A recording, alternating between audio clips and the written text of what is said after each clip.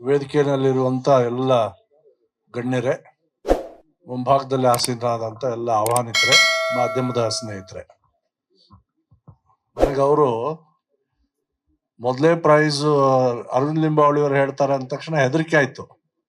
ಅದು ನಾನೇ ದುಡ್ಡು ಕೊಡ್ಬೇಕನ್ನೋ ಅಂತ ಅನಿಸ್ಬಿಡ್ತು. ಸೊ ಲೋಗೋ ಓಪನಿಂಗ್ ಕರೆದ್ಬಿಟ್ಟು ಇವ್ರು ದುಡ್ಡು ಕೇಳ್ತಾ ಇದಾರಲ್ಲ ಅಂತ ಅನಿಸ್ತು ಒಂದು ಕ್ಷಣ. ಆಮೇಲೆ ಗೌಡ್ರು ಹೇಳಿದ್ರು, ಇಲ್ಲ ಒಟ್ಟಿಗೆ ಮಾಡ್ಬಿಟ್ಟಿದ್ರೆ ಒಳ್ಳೇದಿತ್ತು, ಈ ಕನ್ಫ್ಯೂಷನ್ ಇರ್ತಿರ್ಲಿಲ್ಲ ಅಂತ. ಏನೇ ಆಗ್ಲಿ, ಬಹಳ ಗ್ರಾಮೀಣ ಭಾಗದ ಯುವಕರಿಗೆ ಪ್ರೋತ್ಸಾಹಿಸುವಂತ ಈ ಕೆಲಸವನ್ನ ಮಾಡ್ತಾ ಇದ್ದಾರೆ. ಕ್ರಿಕೆಟ್ನಲ್ಲಿ ಬೇರೆ ಆಟಗಳಲ್ಲಿ ಜಾತಿಗಳಿಲ್ಲ. ಅದರ್ವೈಸು ನೀವು ಈ ರಾಜಸ್ಥಾನ್ ಟೀಮ್ ಇದೆಯಲ್ಲ, ಅದರಲ್ಲಿ ಒಬ್ಬನ ಆಟ ಆಡ್ತಾನಲ್ಲ, ಪಾನಿಪುರಿ ಮರವನು. ಸೊ ಹೀಗಾಗಿ ಜಾತಿ ವಿಷಯದ ಬಗ್ಗೆ ಇಲ್ಲಿ ಚರ್ಚೆ ಅಪ್ರಸ್ತುತ ಅನ್ಸತ್ತೆ.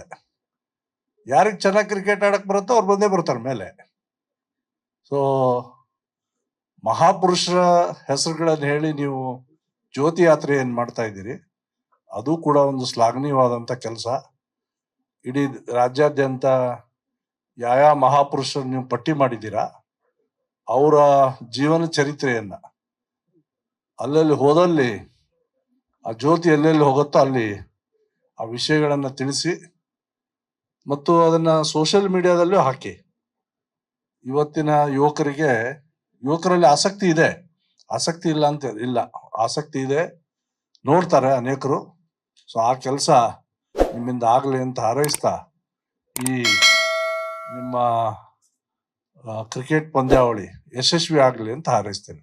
ಧನ್ಯವಾದ.